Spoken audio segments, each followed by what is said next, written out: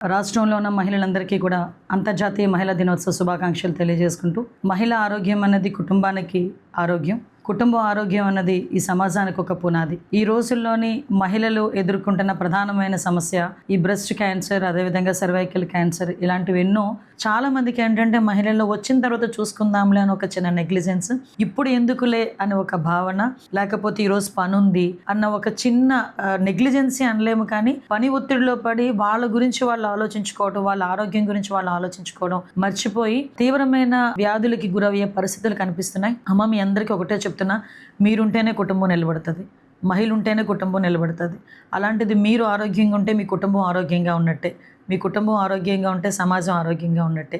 మీ ఆరోగ్యం గురించి మీరు దృష్టి పెట్టండి, దానికి గవర్నమెంట్ సిద్ధంగా ఉంది, దీన్ని ఉపయోగించుకోవాల్సిందిగా మిమ్మల్ని అందరినీ మనస్ఫూర్తిగా కోరుకుంటూ, ఈ మహిళా దినోత్సవం రోజు ప్రతి మహిళ తన ఆరోగ్యమే తన మహాభాగ్యం అని ఒక స్లోగన్తో ముందుకెళ్లాలని మనస్ఫూర్తిగా తెలియజేసుకుంటున్నాను.